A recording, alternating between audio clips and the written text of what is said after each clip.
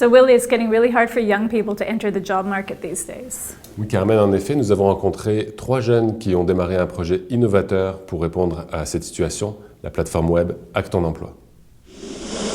On a tendance à voir notre vie, et plus particulièrement le monde du travail, de façon linéaire, comme une ligne droite. Mon grand-père a commencé par suivre une formation d'électricien, est devenu apprenti, a fini par obtenir ses cartes, est devenu électricien à son compte, pour ensuite de ça prendre sa retraite. Mais cette façon-là de penser ne reflète pas du tout la réalité d'aujourd'hui. Acte ton emploi, probablement, je pense que c'est important de définir ce que ça veut dire hacking, parce que la façon dont on l'utilise, en réalité, c'est pas le pirate informatique ou l'idée de faire des choses illégales. Au contraire, c'est plus le concept de résolution de problèmes puis trouver des solutions créatives à des problématiques auxquelles on fait face. Puis donc, quand on utilise ça dans le contexte de hacker son emploi, mais c'est de trouver des solutions créatives pour aller chercher un emploi qu'on aime, puis d'aller chercher la formation qu'il nous faut ou les compétences qu'il nous faut, sans nécessairement passer par des chemins traditionnels. Donc, la façon dont on a trouvé de faire ça, c'est qu'on a rassemblé plutôt les conseils d'orientation, des entrepreneurs, des gens qui sont en emploi aussi, puis on a fait plusieurs recherches sur le sujet, puis on s'est inspiré de nos propres parcours, puis nos propres aventures, puis en fait, on veut mettre ça ensemble, puis offrir ça aux gens sous format vidéo durant une conférence web qui est disponible sur le site depuis le 22 avril, avec d'autres plus petites capsules vidéo qui ont été rendues disponibles également sur le site là, juste avant l'atelier. Je pense qu'on a tous embarqué dans le projet pour la même raison. En fait, on a tout un peu une passion pour l'entrepreneurship, les nouvelles choses, découvrir. Donc, je pense que c'est parti vraiment de là le but Acte ton emploi. Puis Acte ton emploi, dans le fond, pour moi, c'est un peu une méthode d'inciter les gens à se surpasser.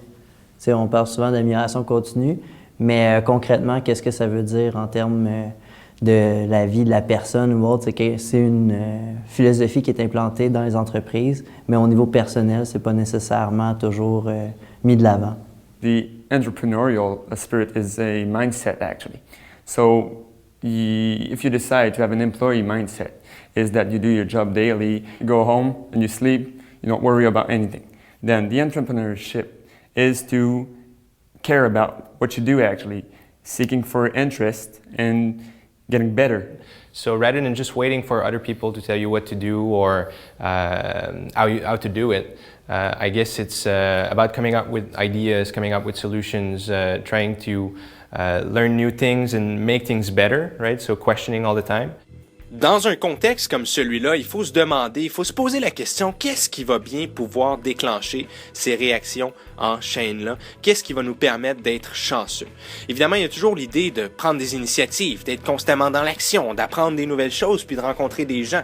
L'idée est venue parce qu'il existe beaucoup de solutions. En fait, il existe beaucoup d'aides disponibles pour les gens qui sont plus en emploi du tout, puis qui ont de la difficulté à intégrer le marché du travail.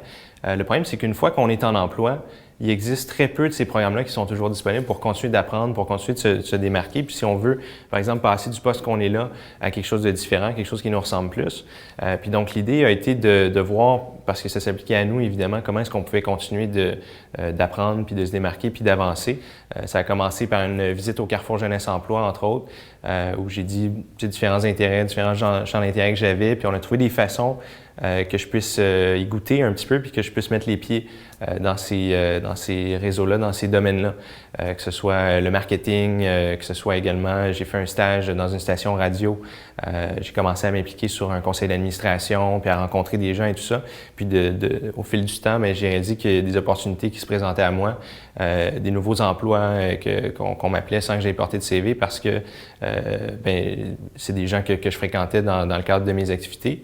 Puis aussi, je pense qu'on prêche par l'exemple aussi. Tous les gens qui nous rencontrent un peu sont un peu absorbés par le projet. Je veux dire, ça encourage beaucoup de monde à continuer un peu dans la voie. Je sais que c'est une bonne manière de fonctionner, de suivre la ligne de l'école et tout ça, mais il y a des gens qui sont un peu intéressés. OK, oui, ça fit un peu plus avec moi, ça. C'est ça les motive. Puis je pense que ça amène beaucoup de gens à suivre le mouvement.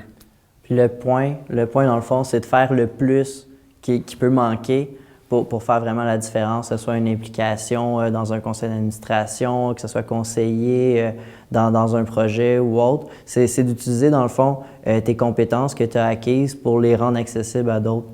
de cette manière-là, souvent, ben, le réseau, un peu comme développer le réseau, ça va te revenir quelque part. Pour ceux que ça pourrait intéresser, en fait, c'est possible de simplement aller sur le www.hacktonemploi.com. Et puis, toutes les informations sont là. Les premières vidéos sont accessibles. Et puis, on peut s'inscrire là, gratuitement pour avoir accès aussi à l'enregistrement du webinaire là, qui a eu lieu le 22.